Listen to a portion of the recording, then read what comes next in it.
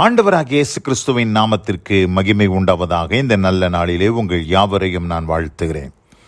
இந்த நாளின் தியானத்திற்கு என்று தெரிந்து கொள்ளப்பட்ட வேத பகுதி புலம்பல் புஸ்தகம் 3ஆம் அதிகாரம் 25ஆம் வசனம். The book of Lamentation, chapter 3, verse 25. தமக்கு காத்திருக்கிறவர்களுக்கும் தம்மை தேடுகிற ஆத்துமாவுக்கும் கர்த்தர் நல்லவர். ஆமென்.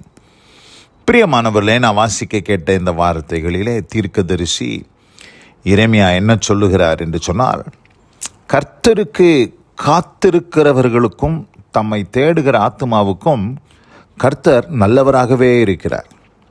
God is good. ஆண்டவர் எப்பொழுதுமே நல்லவராக இருக்கிறார். அதுவும் யாருக்கு அப்படின்னு பார்க்கும்போது, அவருக்காக காத்திருக்கிற அவருடைய பிள்ளைகள். அப்படின்னா நீங்கள் கேட்கலாம், மற்றவர்களுக்கெல்லாம் அவர் நல்லவராக இல்லையா அப்படின்னு.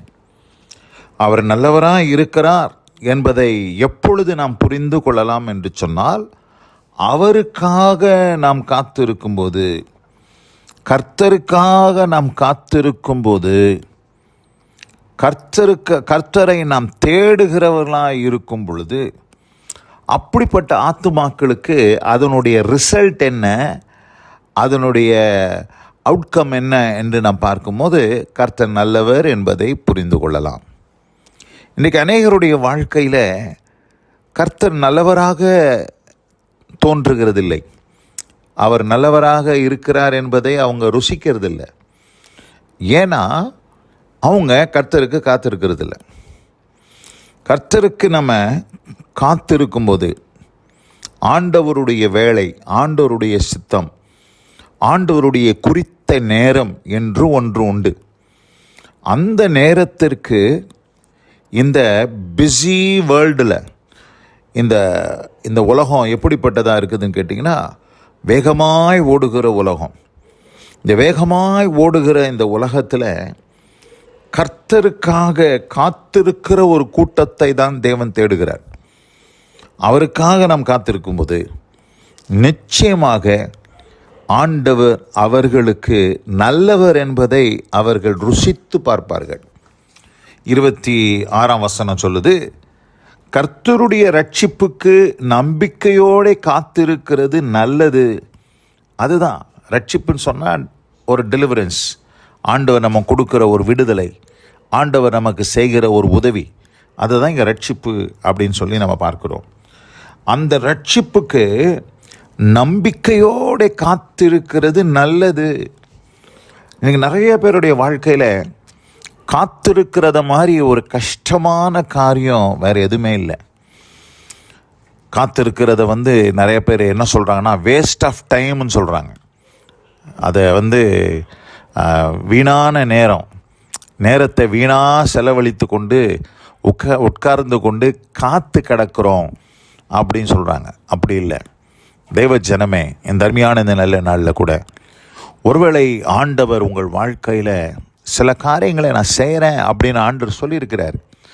ஆனால் ஆண்டவர் சொன்ன காரியம் நிறைவேறுவதற்கு முன்பாக நாம ஒரு காரியத்தை செய்து விடலாமா? நாம சில முயற்சிகளை எடுக்கலாமா? நாமே பிரயாசப்பட்டு ஆண்டவர் சொன்ன காரியத்தை செய்து முடிச்சிடலாமான்னு சொல்லி நம்ம அநேக நேரங்களிலே முயற்சி செய்கிறோம். இது எப்படி இருக்குதுன்னா, ஆண்டவர் ஆபிரகாமுக்கு ஒரு சந்ததியை உண்டாக்குவேன்னு சொன்னார். ஆனால் ஆபிரகாம் என்ன செஞ்சார்? ஆகாரின் மூலமாக ஒரு சந்ததியை உண்டாக்குவதற்கு அவர் பிரயாசப்பட்டார், அவர் முயற்சி செய்தார். தேவன் குறித்த அந்த காலத்துக்கு அவர் காத்திராமல் முன்னதாகவே அவர் கிரியை செய்தபடினால் ஒரு ஆகாத சந்ததி இந்த பூமியில் இஸ்மவேலர்கள் என்கிற ஒரு ஆகாத சந்ததியை இந்த பூமியில் பெற்றெடுக்க வேண்டிய ஒரு நிர்பந்தம் உண்டாகிவிட்டது. பிரியமானவர்களே, இந்த அருமையான இந்த நல்ல நாளில் கூட நாமும் அப்படி செய்து விடாதபடி நாம் ஆண்டவருடைய வேலைக்காக காத்திருந்தால் கர்த்தர் நல்லவர் என்பதை அதனுடைய விளைவாக நாம் அறிந்து கொள்வோம் என்பதிலே எந்த சந்தேகமில்லை. 147ஆம் சங்கீதத்தில் நாம் வாசிக்கும் போது அங்கே 10ஆம் வசனம் 11ஆம் வசனத்தை வாசிக்கிறேன். அவர் குதிரையின் பலத்தில் விருப்பமாகிறார், வீரனுடைய கால்களில் பிரியப்படார். தமக்கு பயந்து தமது கிருபைக்கு காத்திருக்கிறவர்கள் மேல் கர்த்தர் பிரியமாயிருக்கிறார். அப்போ பாருங்க, ஆண்டவர் எதை விரும்புகிறார்? குதிரையின் பலத்தையோ வீரனுடைய கால்களையோ, நம்ம பல மாம்சத்தினுடைய பலத்தினாலே பல காரியங்களை நாம் செய்துவிடலாம் என்று சொல்லி நாம் யோசிக்கிறோம். அதிலெல்லாம் ஆண்டவர் பிரியமாக இல்லை. ஆண்டவர் எதன் மேல் பிரியமாக இருக்கிறார்னா, அவருடைய கிருபைக்கு காத்திருக்கிறவர்கள் மேல் ஆண்டவர் பிரியமாக இருக்கிறார்.